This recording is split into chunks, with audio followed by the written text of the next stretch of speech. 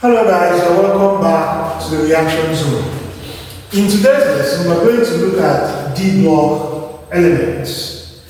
D block elements are elements in which their last electron enters the n-1d subshell. The configuration of D block elements is n-1 D1 NS2 to n-1 D10 NS2. The groups of elements that make up the D block are elements in groups 3 to 12. D block elements are also referred to as transition elements or transition metals. And there are 4 series of transition elements or transition metals. There is the 3D series, there is the 4D series, the 5D series, and the 6D series. The 3D series ranges from or starts with scandium and ends at zinc. The 4D series starts at yttrium and ends at cadmium. The 5D series starts at lanthanum and ends at mercury. The 6D series starts at actinium and ends at ulluvium. It is important to state at this point that not all D block elements are transition metals according to IUPAC, that is, the International Union of Pure and Applied Chemists. According to IUPAC, transition metals are elements that have a partially filled or an incompletely filled D orbital in any of its oxidation states. D block elements that are not transition elements include zinc, cadmium, and mercury. If you look at the electronic configuration of these elements, you discover that the D block is completely filled with electrons, that is 10 electrons each. Now, even in the common oxidation state of zinc, which is Zn2+, it is the electrons of the 4s orbital that will be lost. The D orbital will still have 10 electrons. In the common oxidation state of cadmium, which is cadmium-2+, it is the 2 electrons of the 5s orbital that will be lost. The D orbital will still have 10 electrons. And in the common oxidation state of mercury, which is mercury-2+, it is the 2 electrons of the 6s orbital that will be lost. The 5d orbital will still be completely filled with electrons. Having said this, we can now look at the properties of transition elements. The first one is that they have variable oxidation states. The different number of D and S electrons that can be lost in transition elements is responsible for them having variable or multiple oxidation states. And this is because the difference in energy between the 3d and the 4s orbitals, or the 4d and the 5s orbitals, is small. As a result of this, electrons from the d and s orbitals can participate in bonding. Examples of transition elements that show variable oxidation state are as follows. The first one here is iron. Iron has an electronic configuration of argon 3d6 4s2. Iron 2 plus has an oxidation state of argon 3d6, which means in this case that the 2 electrons of the 4s orbital have been lost to form the +2 oxidation state. The electronic configuration of iron 3 plus Fe3 plus is argon 3d5, which means that the 2 electrons of the 4s orbital as well as 1 electron from the 3d orbital have been lost to form the +3 oxidation state. Another example of a transition element that forms variable oxidation state is manganese. Manganese forms oxidation state that ranges from +2 to +7.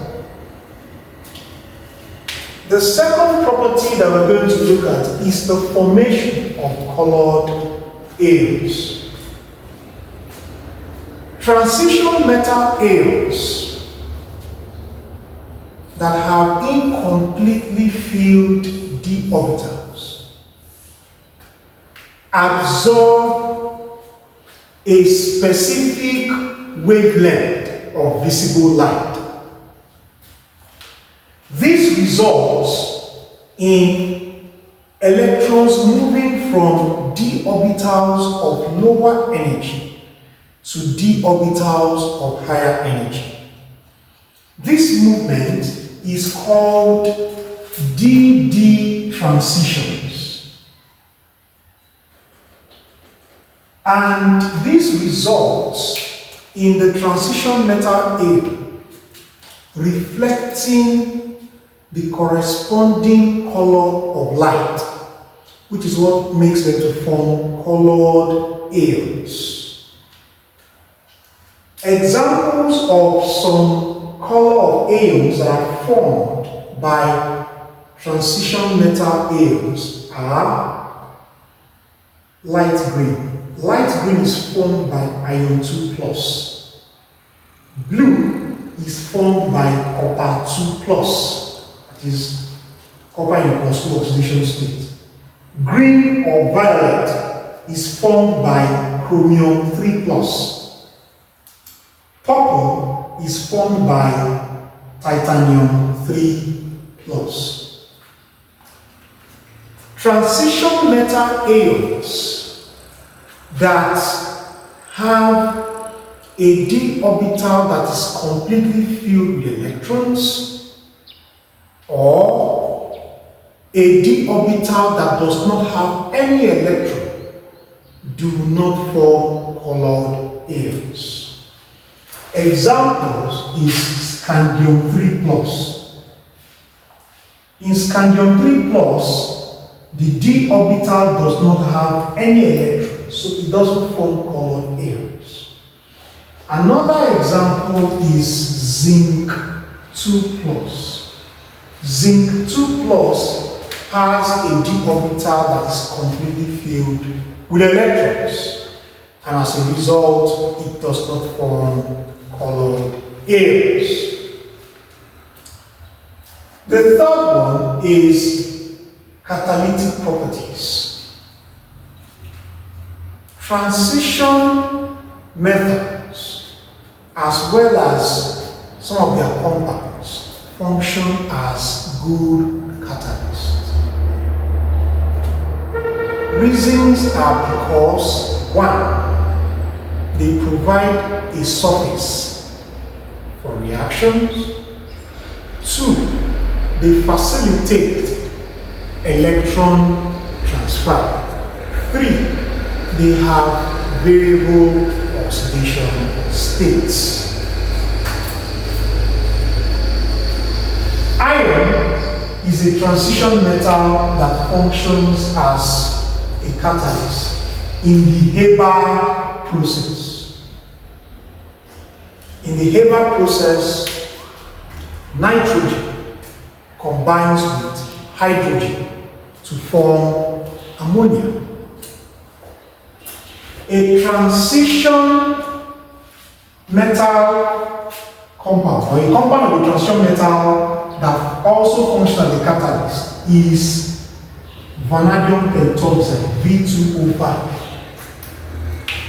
Vanadium pentoxide functions as a catalyst in the contact process. And what happens in the contact process is that sulfur 4 oxide, which is SO2, combines with oxygen to give you sulfur 6 oxide, which is SO3. The next property of transition metals that we're going to look at is the formation of complex ions. Transition metal ions form complex ions when they undergo coordinate covalent bonding with ligands. Ligands are atoms or molecules that donate lone pair of electrons. And in forming complex ions, the transition metal ion uses its vacant d orbitals to form coordinate covalent bonds with these ligands. Examples of complex ions that are formed by transition metal ions are hexacyanoferrate 3 ion, in which ion 3 plus forms 6 coordinate covalent bonds with 6 cyanide ions. Another example is hexa-aqua-copper 2 ion, in which copper 2 ion forms a complex ion by undergoing coordinate covalent bonds with 6 molecules of water. Here, water functions as the ligand. Another example is in diamine silver 1 ion, in which silver ion forms coordinate covalent bonds with 2 ammonia molecules. Ammonia here functions as the ligand. Another property of transition elements that we're going to look at is the fact that they have high melting and boiling points.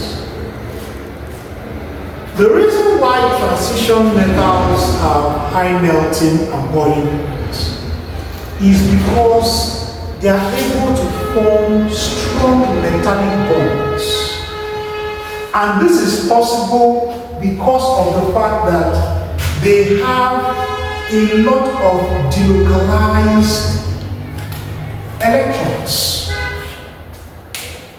Another reason is because the atoms are packed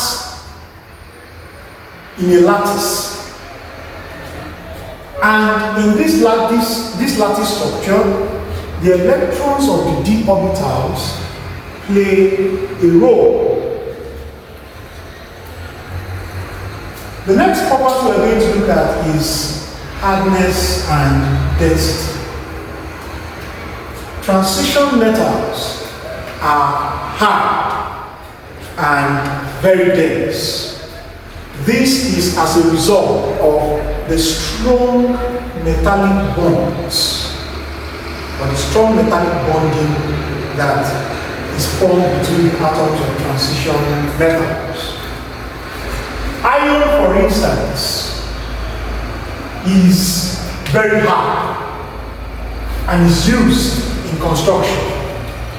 Also, transition metals like osmium and iridium are some of the densest elements that are known. The next one is magnetic properties.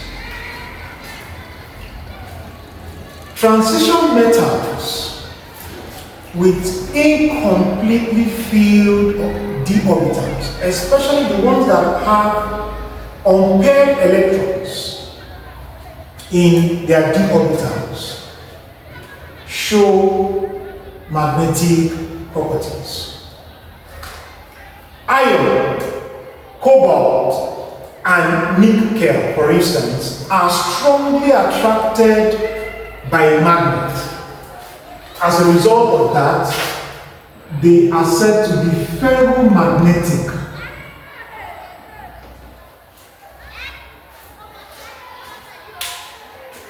Zinc, on the other hand, is diamagnetic. And this is because it does not have unpaired electrons in its d orbital. Transition metals are good conductors of electricity. This is because of the presence of delocalized electrons. So this makes them to be good conductors of electricity. Examples of transition elements that function as good conductors are copper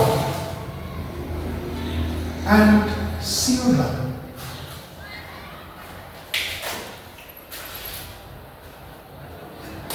Due to the small size of the atoms of transition metals, they can combine with themselves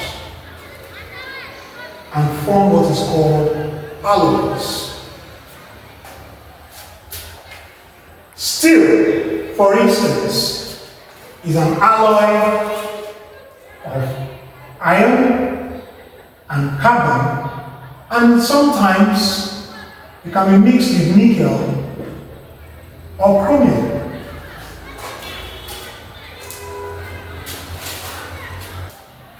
So I want to believe that these explanations of transition metals and d block elements in general is clear.